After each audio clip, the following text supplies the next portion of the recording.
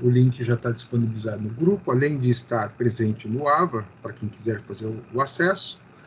Nós vamos iniciar com a apresentação do nosso material da 2.3. Essa é a nossa aula, ok? Eu compartilhei a tela, vocês estão vendo, só me confirmem por gentileza. Tá dando para ver, sim. Maravilha. Tá. Então, nesta sessão, pessoal, Opa, eita. Ok. Estão vendo a tela? Sim. Ah, beleza. Eu fui posicionar a tela de comando e ele acabou saindo. Tá. Então, nessa sessão 2.3 do nosso livro base, nós vamos falar sobre a locação da obra. Pessoal, aqui está uma das fases mais importantes da nossa obra. Por quê? Errar aqui significa condenar o nosso projeto. Como assim, professor? Eu vou dar exemplos, coisas que aconteceram comigo. Uma grande experiência. Isso é um erro comum que a gente acaba cometendo, tá? Você tem uma grande experiência, você tem uma equipe confiável, né? Eu tinha um mestre de obra que, poxa, o cara já tinha feito, olha, só comigo mais de 30, 40 locações de obra. E eu não sei por que cargas d'água ele não observou o terreno. O fundo do terreno não era reto. Então eu tinha um terreno de esquina e ele era retangular, mas na verdade o fundo dele ele era em cunha, abria. E como assim, professor? Na esquina, pegando numa das laterais, ele tinha 10 metros e na de baixo 12. Aí ele tinha de frente, ele tinha ele tinha 28 metros e de fundo eu não me lembro, mas era 30 e alguma coisa, acho que 31 e alguma coisa, que era o que fechava aquele paralelograma. E o que ele fez a locação? Ele tinha a distância de recuo do fundo em 1,5 m. Adivinha o que ele fez de besteira? Né? Então, o projeto estava à frente com 3 metros, porque era de esquina, beleza. Na outra lateral, 3 metros ali, beleza. Isso aqui ele foi lá, marcou. Só que daí, ao invés dele pegar da planta, ele pegou do fundo. Ele pegou do fundo. O que ele fez? Ao fazer isto, né? Porque eu teria alguns com 1,5, outros, ou seja, o menor teria 1,5. O menor, 1,5. Os demais não teriam e-mail, os demais iriam escalonando até chegar lá no último, que teria 3 metros, praticamente. Então, era 11,5, porque dava 3 metros último. Não era 10 por 11,5, não era 12, era 11,5. O último lá fecharia em 3 metros. Entenderam a situação? Ou seja, se eu tivesse o terreno 28 por 10, 10 e 28 de fundo, 3 de recuo na frente, 3 de recuo na lateral, eram sobrados, né? Que seriam construídos um do lado do outro, certo? E aí eu teria, no fundo, 1,5 m de recuo para todos eles. Perfeito. Só que neste caso, não. Neste caso, o sobrado não teria essa disponibilidade. Ele teria o quê? Ele teria 1,5 no primeiro e no último 3 metros. Então, eram 5 sobrados, cada sobrado ia ganhando um pouquinho de metragem no final. Isso por quê? Porque o terreno, o muro do fundo era torto. Ah, você faz o quê? Você vai perder aquele pedaço de terreno? Não, você tem que se adequar. Ah, eu vou entortar a frente da casa, né, do sobrado, fica ridículo. Você vai fazer exatamente como eu fiz. Você vai jogar esta consideração para o fundo, ok? Então, só que para que eu tenha um aproveitamento maior, né, de terreno, eu teve um outro terreno que eu fiz o quê? eu considerei o 1,5 numa outra obra de todos eles. Só que o detalhe é que a frente não era ângulo de 90 graus, que nem este. A frente daquele outro, ele era como se fosse... Você pega um quadrado e dá uma torcida nele. Entenderam? Então, olha o problema.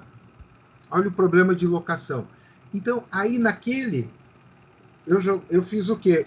Eu fui tirando meio metro de cada terreno, jogando para trás. Então, eu fiz uma escadinha nos sobrados. Só que essa solução poderia ser adaptada para esta situação? Poderia. Só que eu fiz a conta e vi que não valia a pena.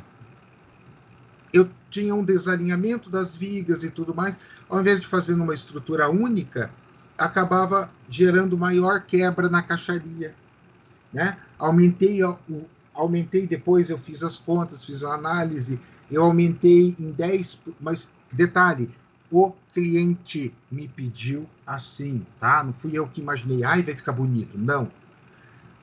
Eu fiz todos os cálculos, todas as considerações e cheguei à conclusão que eu teria um aumento de custo na estrutura de 10%.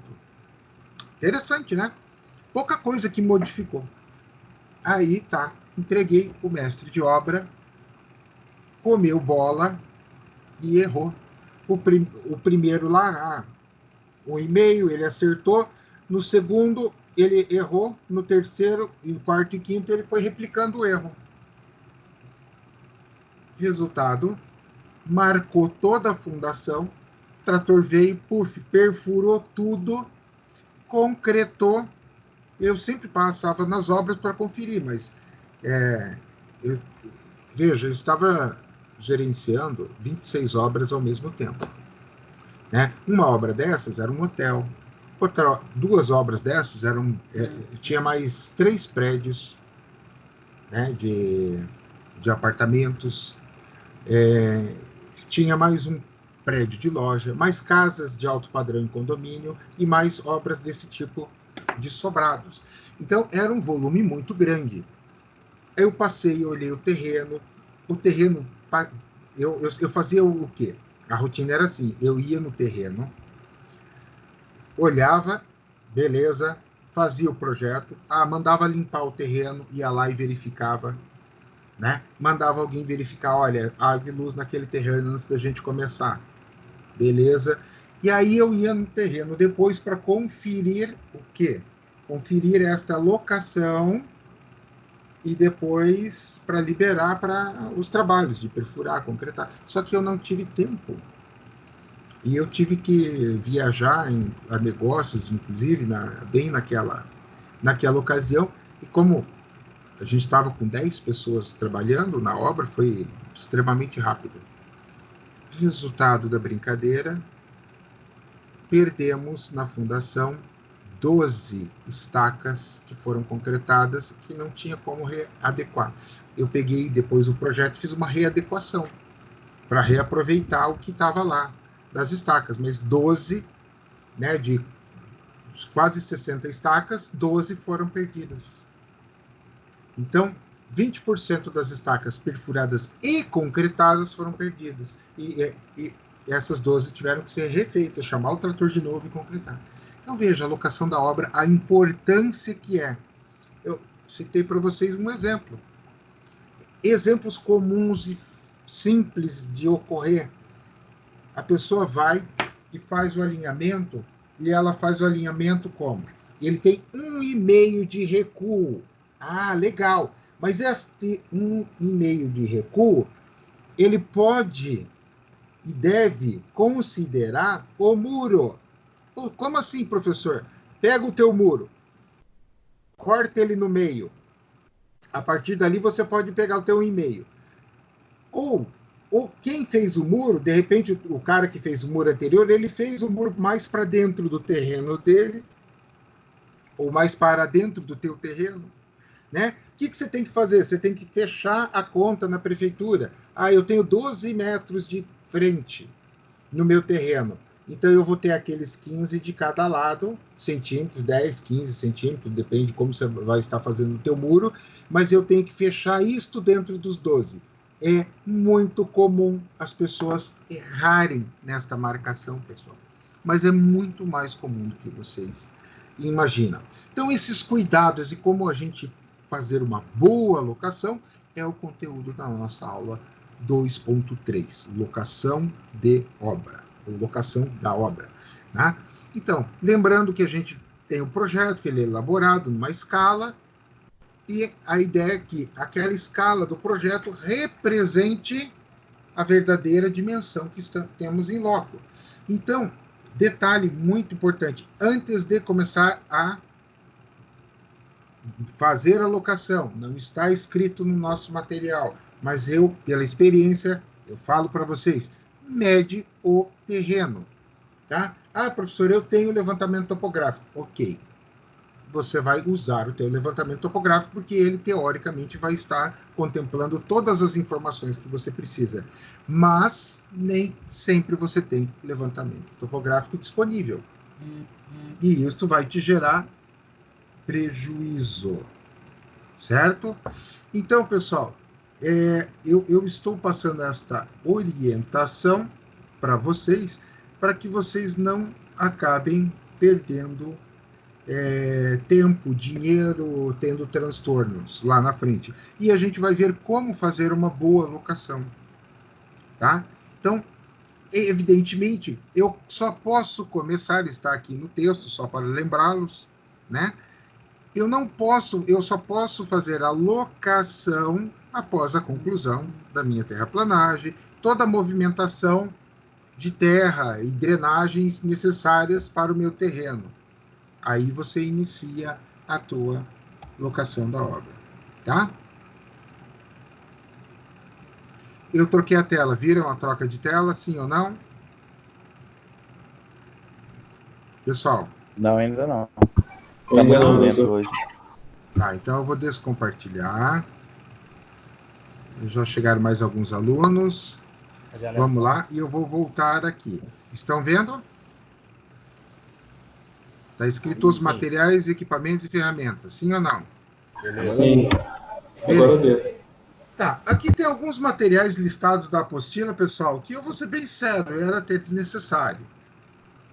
Mas vamos lá, não custa lembrar. Trena, mangueira de nível, tábuas, martelo, prumo, né, o projeto da fundação estrutural. Aqui está a minha linha de marcação do lote, certo? Ou seja, estas estacas aqui representam o meu lote, tá? Aqui está a linha de marcação da parede e afastamento do gabarito. E aqui, recuo obtido na planta baixa, linha de marcação do lote. Ou seja, eu pedi para vocês, e vocês vão apresentar na segunda parte da aula, um trabalho exatamente sobre o que? Sobre recuos frontais e laterais de projeto. Então, aonde que eu tenho estas informações? No meu projeto, ok? No projeto nós vamos ter recuos laterais, recuos frontais. Então, é de lá que você vai pegar. Então, você vai pegar o esquadro do teu lote, vai fazer as marcações, as linhas base, para marcar esses recuos, para evitar erros. Tá? Aí você vai fazer o gabarito. Como assim, professor? Tá vendo? Você vai fazer exatamente isso aqui, uma cerquinha em volta da obra. Uma cerquinha em volta da obra. Não é nada sofisticado, nada fora da casinha, coisa muito simples mesmo, tá, pessoal? Oi?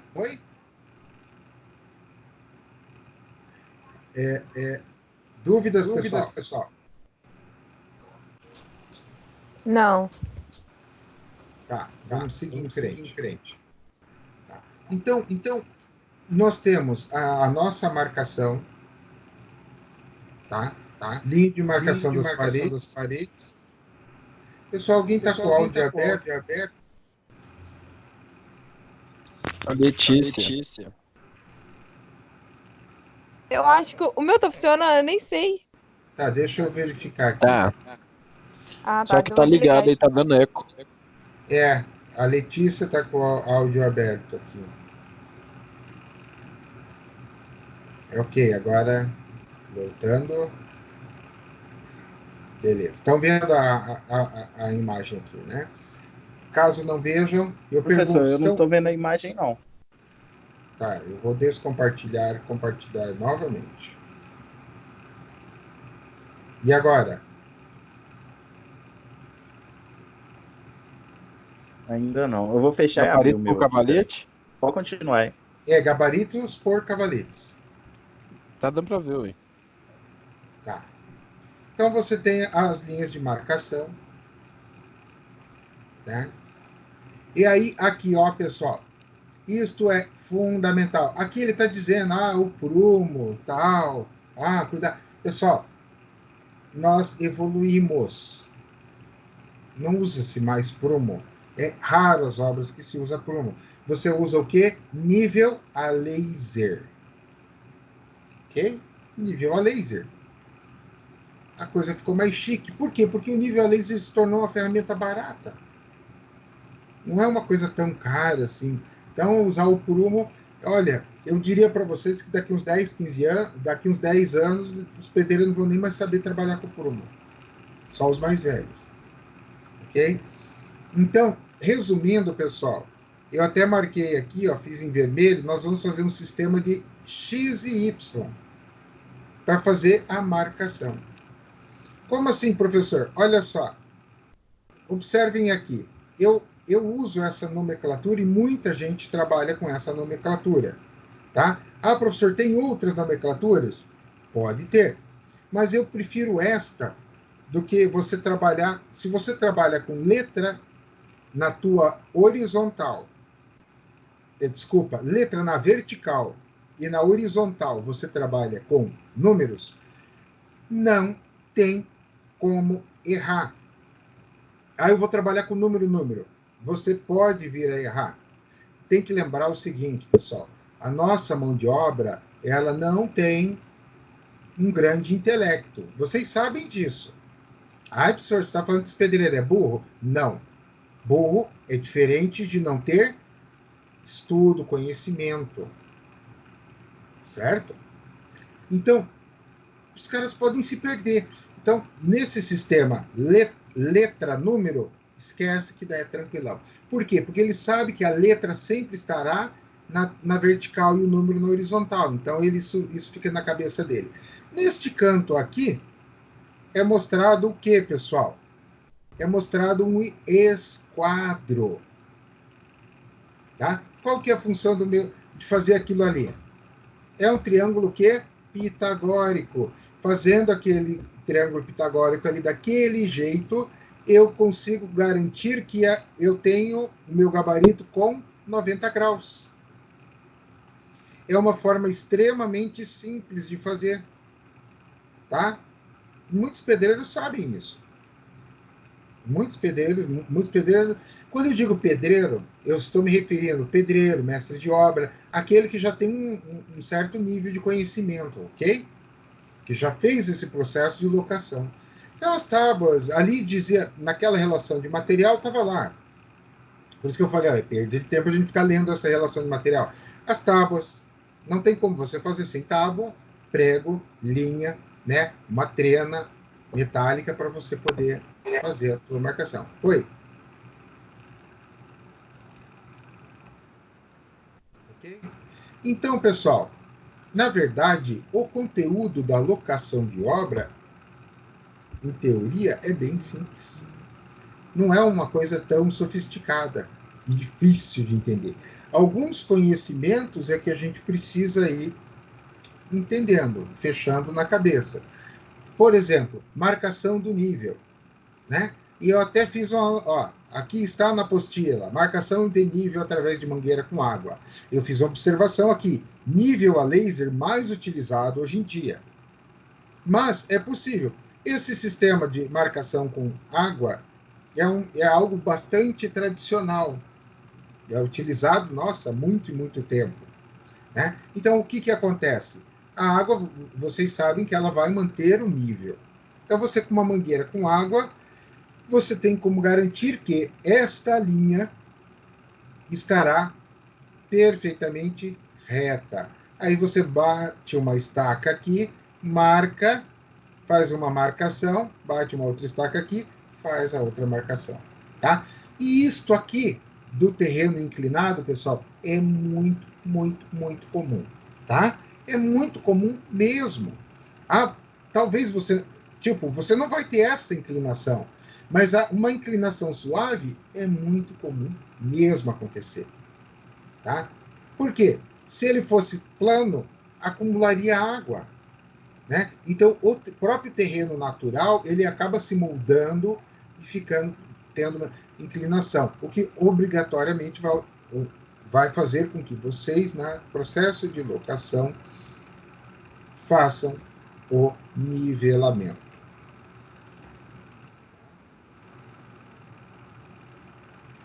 Vamos lá.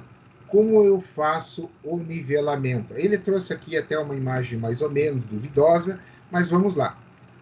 Ele está trazendo aqui uma fundação. Isto é um bloco de fundação, tá? E ele está torcido. Pessoal, raro, pouco comum usar este formato para o bloco de fundação. Mas por que, professor? Simples assim. Um bloco torto desse, eu vou ter um ângulo aqui desproporcional, um outro ângulo desproporcional. Este ângulo menor que 90, este ângulo maior que 90. Né? Mesma coisa. Então, a chance de ocorrer erro nesses ângulos é muito, muito grande. Então, não é comum, não é padrão vir bloco distorcido desse jeito. Então, eu achei importante mostrar o bloco para mostrar para vocês, né, essa questão. Professor, mas esse bloco estranho, eu vou conseguir fazer? Agora me deu medo, me deu dúvida. Ar de loucura. O fato do bloco, a forma do bloco não muda a nossa técnica. A técnica consiste em localizar o eixo central. Tá? Eu passei as linhas vermelhas sobre o eixo central do desenho do cidadão, tá? Que está lá na apostila, a imagem. Tá? Então, aqui, na verdade, era este pilar aqui menor. Eu fiz um pilar um pouco maior para dar uma melhorada assim, no visual da imagem. Tá? Mas você vai pegar o eixo central do pilar. Por exemplo, se este pilar tivesse 60 por 25. 25 não, hoje não, 20, não vou fazer 25, vou fazer por 20, porque hoje é sexta-feira. Então, eu vou ter a seção dele vai ser 30 por 10, para localizar o quê? Meu ponto central aqui. Ou seja, ele tem 60 aqui, né? E 20 aqui. Então, até aqui ele tem 30, até aqui tem 30. E aqui 10 e aqui 10. Seria isso. Eu vou fixar sempre pelo eixo central de cada pilar. A marcação do gabarito tem que coincidir com o eixo do pilar. Você não marca... professor, eu não vou marcar aqui a fundação. Não. A fundação não te interessa. Nem te pertence. Você marca pelo pilar, sempre. Tá? Então, durante a marcação das estacas da fundação, uma edificação, é necessário garantir a segurança contra a movimentação, devido ao trânsito dos equipamentos. Ok. Pessoal, vamos pensar no seguinte. Eu fiz toda a minha locação. Eu faço a locação pelo pilar. Eu loquei o meu pilar. Então, eu sei onde é que tem cada um dos pilares. Pilar numerado. A numeração P1, P2, P3, P não sei o que, P não sei o 4, P, e assim por diante. Tenho lá, posicionei o meu pilar pelo eixo central do pilar. Ponto. Ficou chique, coisa mais linda do mundo. Professor, não interessa o tipo da fundação. Digamos que seja um bloco de estacas. Eu vou ter que escavar as estacas. Se for tubulão, eu vou ter que escavar o tubulão. Eu vou tirar a terra dali. Professor, mas é fundação direta, é uma sapata. Professor, fundação direta? O que é isso? Cenas dos próximos capítulos. Se vocês olharem na nossa apostila, um spoiler, unidade 3, nós falaremos de fundações e falaremos delas com requintes de crueldade. Teremos vários tipos de fundações e entenderemos de fato que é uma fundação direta, uma fundação indireta, etc. Beleza? Mas lá na frente a gente estuda isso. Agora a gente tem que se preocupar com o que se apresenta para o momento. Pensa, eu tenho no meu canteiro de obras lá 50 pilares. Eu vou ter que escravar, né, 50 pilares, seja estaca, seja fundação por, né, estaque bloco, ou por sapata, ou tubulão. Eu vou ter que escavar, vou ter que mexer. Se eu não tomar cuidado, os pilares vão estar meio próximos, eu vou jogar terra, vou deslocar os piquetes. Imagina o que eu vou fazer de besteira se eu não tomar este cuidado. Eu vou mexer na marcação. Ah, professor, pessoal, você pega num prédio onde eu vou ter pilares bem tranquilamente, na casa aí, no mínimo com 50 toneladas, mas chegando a 250 toneladas, 300 toneladas, cada pilarzinho, suportando isso de carga, você pega o pilar e move ele 15 centímetros. Você mudou toda a distribuição de carga na tua obra. Você arrumou um problema gigantesco. Você causou um problema muito sério que vai ter consequências, tá? Então, muito cuidado, né? Então, durante a marcação das estacas da fundação, né, da edificação, é necessário garantir o quê? A segurança contra a movimentação devido ao trânsito de equipamentos, ou seja, cuida na hora de escavar, etc. O que eu recomendo? Eu recomendo retira todo o estacamento que vai ser comprometido ali na região, tira, faz, terminou de furar, beleza, coloca ele de volta. Eu vou fazer o serviço com ele ali. A chance de você mexer nele, de você danificar, você mudar posições, vai ser grande. 15 centímetros é o suficiente para te dar dor de cabeça. É comum que o gerente da obra terceirize os serviços de topografia, porque se trata de um conhecimento mais especializado. Isso é verdade? Com certeza, pessoal. Engenheiro não faz topografia. Professor, mas tem no laboratório equipamento topográfico? Tem.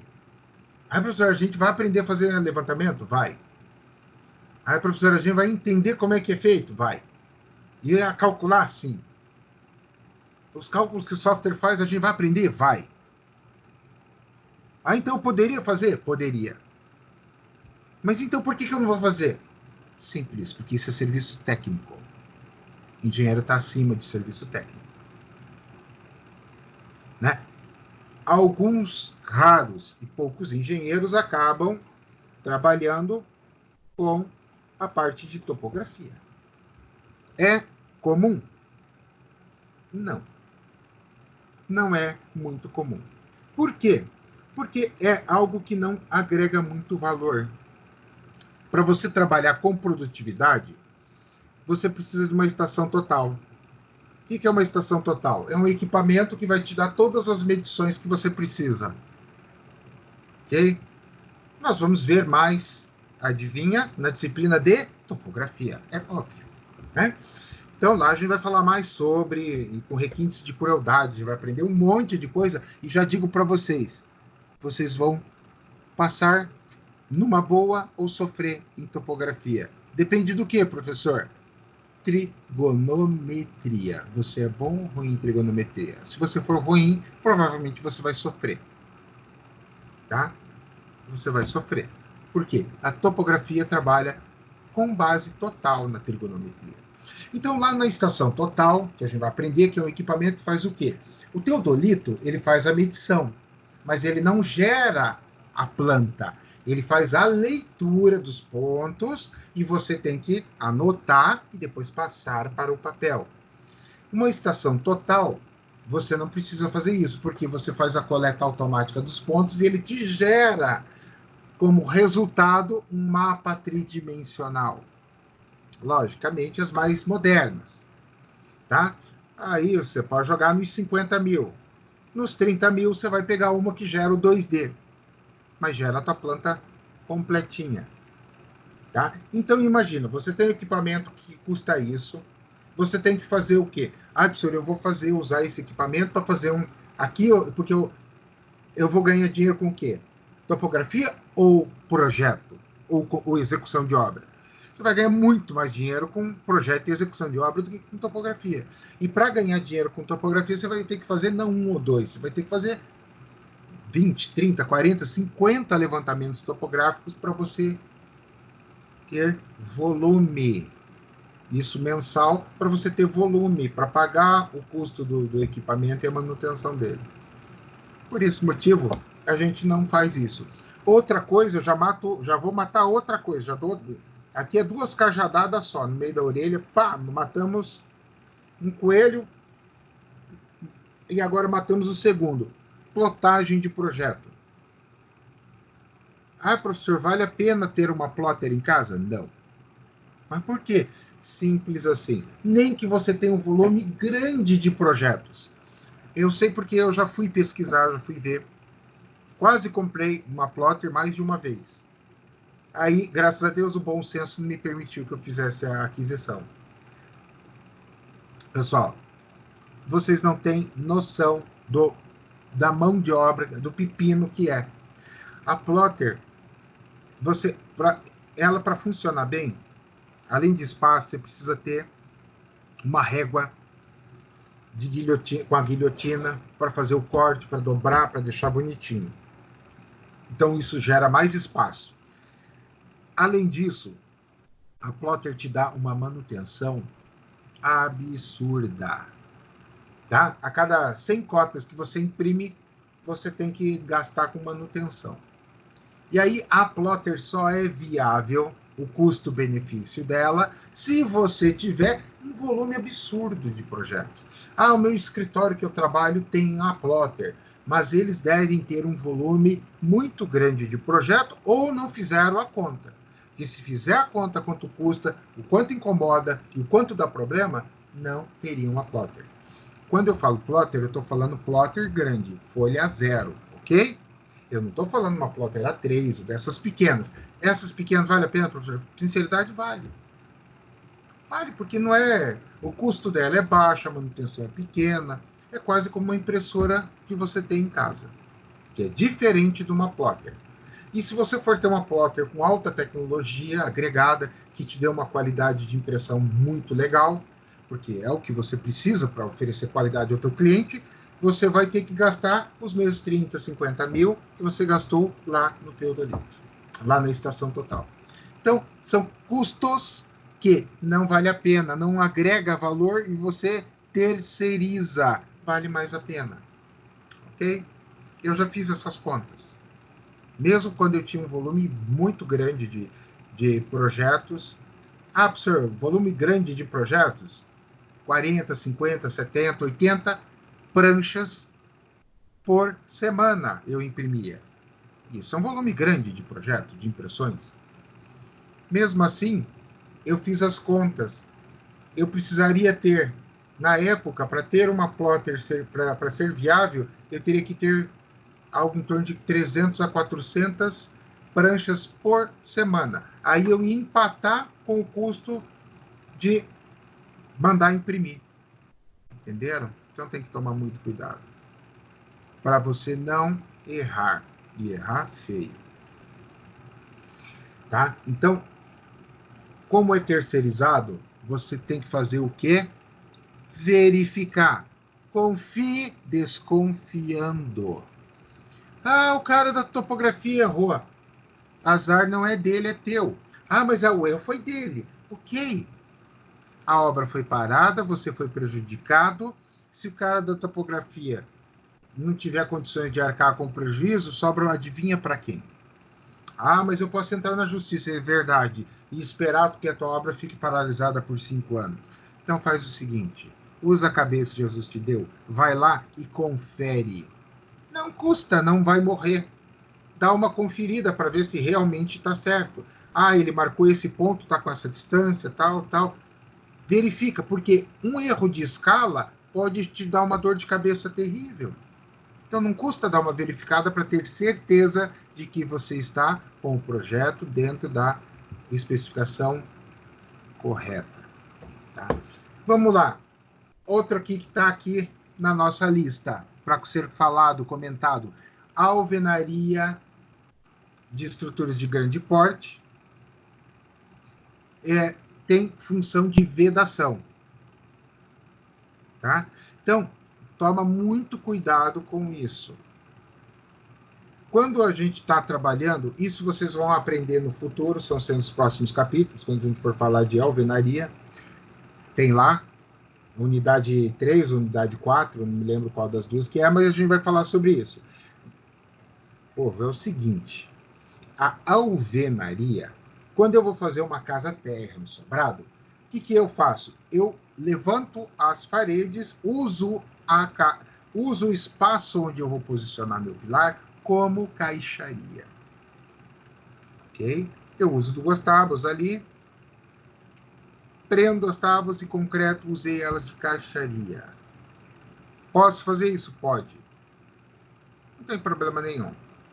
Ah, legal. Mas quando eu vou fazer prédio, eu não posso fazer isso. Até porque, por isso que o texto diz, função de vedação. Ok? Essa função de vedação significa o quê? Quando você faz um prédio, a tua estrutura de concreto armado é que foi projetada para suportar carga.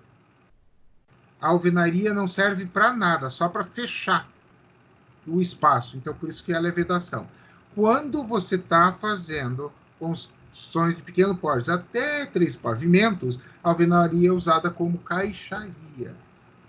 Então, tem que tomar este cuidado. Mas isso o que implica na locação de obra, professor? Eu não entendi. Implica na locação de obra que, quando eu estou na situação de função de vedação, necessária e obrigatoriamente, aquela linha que coincide com o centro do pilar será também o centro da parede. Tá? Então, um erro no posicionamento do teu pilar, você vai mudar a parede de lugar. Veja o tamanho da caquinha. Tá? Então, tem que tomar muito cuidado, pessoal. Até aqui, tranquilo? Pessoal, então, beleza. E agora, antes da gente ir para um exemplo prático, abrir o PDF e olhar, ficaram com alguma dúvida? O tema é relativamente fácil, né? Não sei se vocês concordam comigo. Entender do que se trata a alocação da obra. Não é uma coisa tão complexa. Sim, assim. A prática mesmo a gente vai aprender depois, né? Oi? A prática mesmo de entender como é feito, a gente vai entender depois. Sim. É que vocês vão ter conhecimentos agregados, né? Vocês vão estudar A gente vai falar sobre fundações em tecnologia, mas depois vocês vão ter uma disciplina de fundações para aprender a dimensionar, entenderam? Não confunda. Oi? Você falou de alvenaria aí de até 3 pavimentos, mas isso pode ser mais, né? É um 5, né? Olha, o comum é até 3, tá? Eu já trabalhei com 5 pavimentos de alvenaria estrutural. Não, mas não é alvenaria estrutural que a gente está falando. É alvenaria de tijolo cerâmico. Tijolo de barro, tijolinho vermelho. É muito comum para 1, 2 pavimentos, até 3 pavimentos é usado. Mais do que isso, não é aconselhável. Já dá sobrecarga, né? Entendi. Não, beleza. Eu tinha entendido que fosse a estrutural. Não.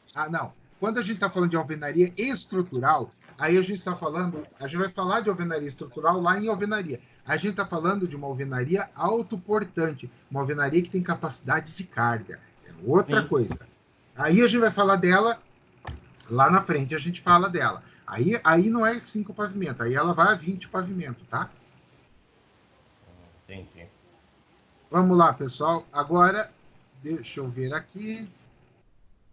Eu tenho que abrir... Tá, eu vou fazer o seguinte, eu vou vir neste aqui, vou fechar este cara aqui, aí eu volto lá, teoricamente vai me mostrar a minha pasta, e aí eu venho neste cara, abro, venho aqui, vou compartilhar de novo, e me digam o que vocês estão vendo na tela.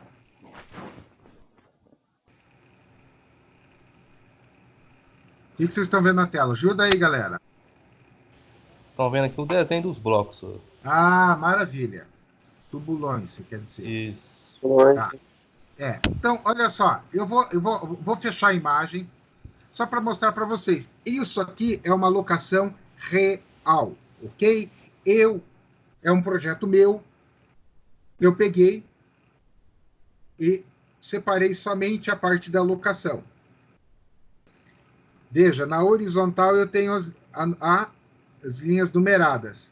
Na Professor, vertical... Oi?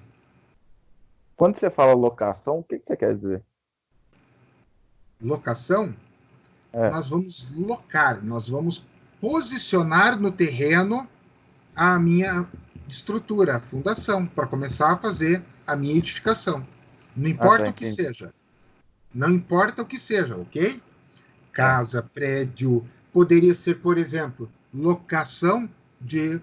Eu estou locando uma rodovia, uma ponte. É locação. Locação, o que significa locação? Né? Nesse caso aqui, locação. Né? Nós vamos locar, nós vamos colocar a obra no terreno.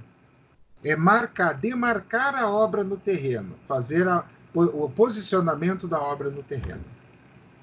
Ok? Pessoal, tendo dúvidas, por gentileza, se manifestem, porque eu preciso desse retorno de vocês. Senão eu acho que está todo mundo entendendo, está todo mundo feliz, né? Então, eu preciso, vamos lá, eu preciso desse retorno de vocês, pessoal. Eu preciso que vocês me digam, pô, legal, tô entendendo, não, beleza, tá joia, aqui. Senão, eu não consigo ter esse retorno, consequentemente, eu não consigo parar para mostrar para vocês, tá? Então, olha só, vamos a entender.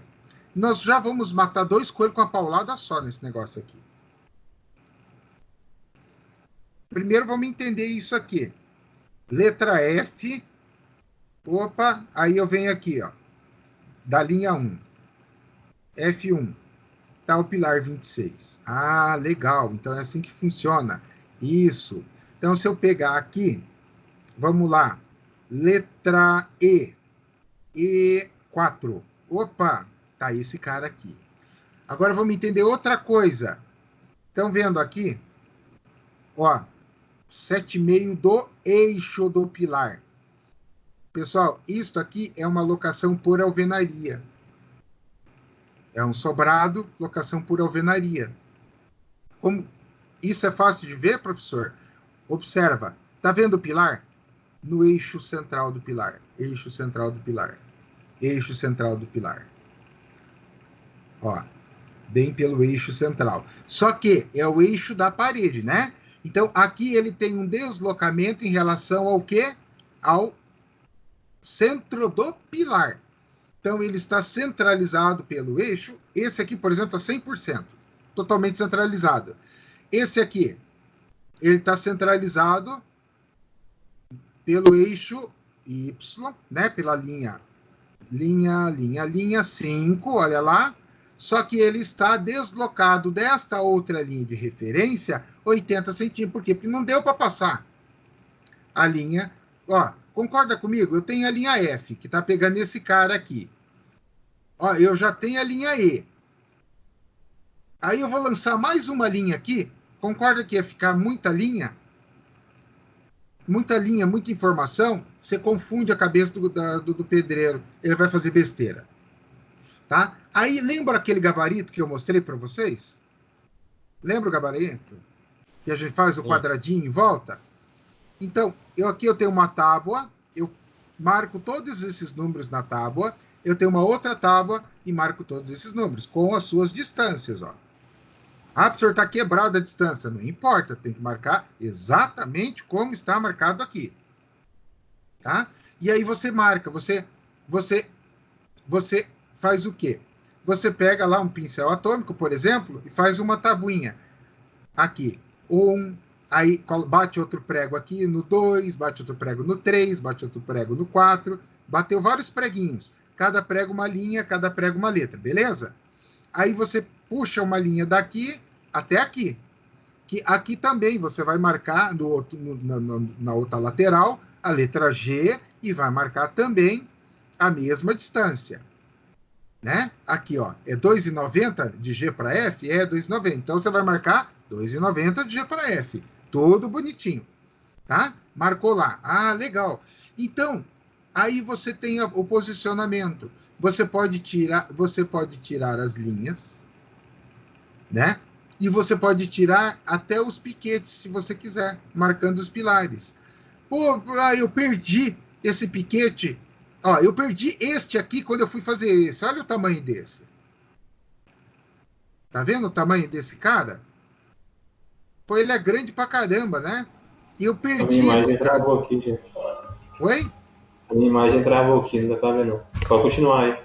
Ó, tá vendo aqui, ó? Eu tô mexendo a mãozinha. Tá, eu vou compartilhar novamente. Olha só, beleza agora? Mexe, mãozinha. Dá, beleza agora. Ótimo. Tendo problema, vocês têm que me avisar. Daí eu juntar umas providências. Tá? Então, imagina, eu escavei esse cara, olha o tamanho do animal. O que aconteceu com esse aqui? Perdi o piquete dele. E agora, entra em pânico? Entra em desespero? Não, eu vou lá, tô aqui na tabuinha, né? Pego a linha G, estico ela, pego a linha 6, estico, no cruzamento eu tenho meu pilar. Resolvido o problema. Então, ter um bom gabarito é fundamental para você ter uma boa obra. É uma lógica, ok? Então, agora vamos entender como é que é a numeração. Eu vou falar para vocês, mas vocês vão rir, vão dar risada na minha cara e falar, pô, professor, isso é muito fácil. Pilar 1, 2, e aqui 4, 5, 7, 8, 9, 10. Só isso aqui já tá bom para a gente analisar.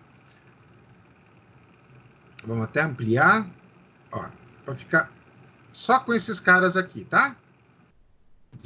De 1 a 10. Bom, vamos lá. 1, 2, 3, 4 é a forma que nós fazemos a leitura, não é?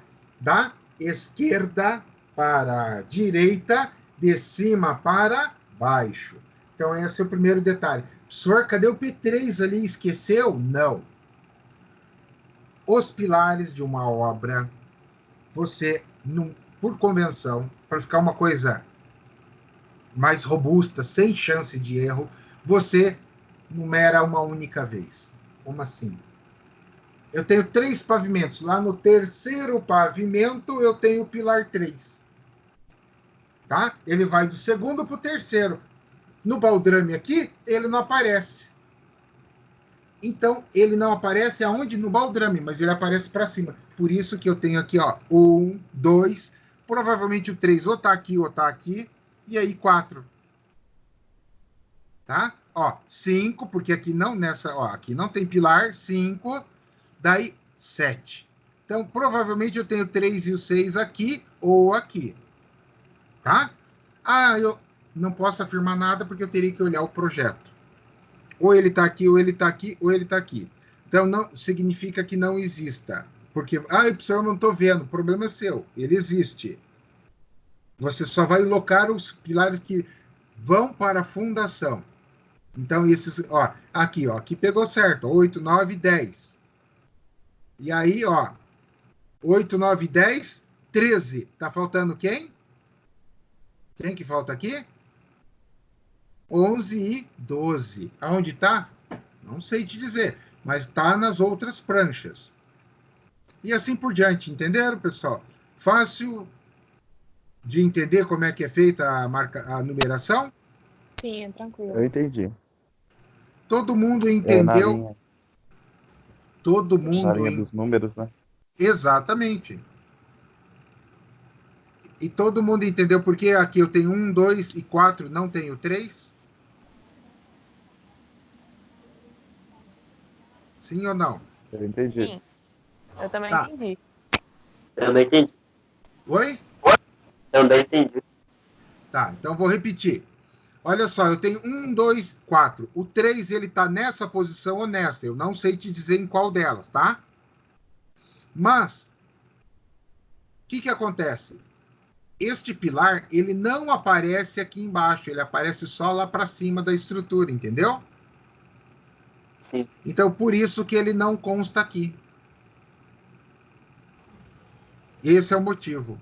Então, o pilar Ele não tá mais lá consta. pra cima, né? Ele está para cima. Lá para cima, por exemplo, de repente lá em cima, o 2 não vai aparecer. Vai aparecer o 1, daí, opa, o 3 e o 2 não aparece. Aqui, ó, 8, 9, 10, muito provavelmente um desses caras aqui vai sumir. Ou o 5, de repente, aqui vai sumir.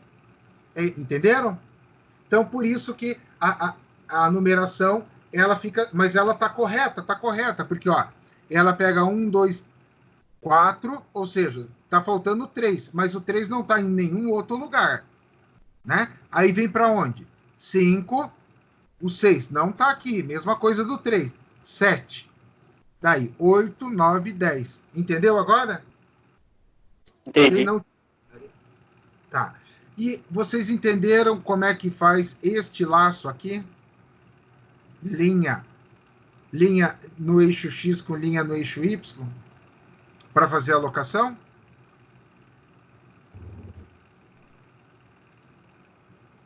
Sim ou não? Sim. Sim. Ótimo. Então, para a gente terminar, eu quero que alguém me responda como é que eu faço a alocação deste pilar que está à mãozinha. Esse aqui. Como que eu faço? Quais linhas eu vou usar? A linha E Linha E. E a linha com o 5. número 5. Exatamente, linha E5. É isso aí, entenderam? Tá? Agora, o mais difícil. Eu quero locar esse aqui. Quais linhas eu vou usar? F7 e 90 para a direita. Isso, F7 você ainda tem um deslocamento marcado aqui, ó. F7 ele tem um deslocamento de 90 para cima. Tá? É isso aí, pessoal. Não tem grande segredo, mas é fundamental uma boa alocação. Errou aqui, você vai se complicar. Você muda a distribuição de carga pela qual a tua obra foi projetada. Ah, e daí? Daí que você arrumou para a cabeça. Você tá com a vida enrolada se você fizer isso. Tá? Você vai ter muita dor de cabeça na tua estrutura. Então, tomar cuidado, não errar, né? Na hora de fazer a alocação. Essa representação aqui é de um tubulão. Nós vamos ver em fundações os tipos possíveis de fundações. Ok? Bom, pessoal, desta forma, nós encerramos a sessão 2.3. Ficou claro para todo mundo? Alguém ficou com alguma dúvida? Alguém quer fazer algum comentário?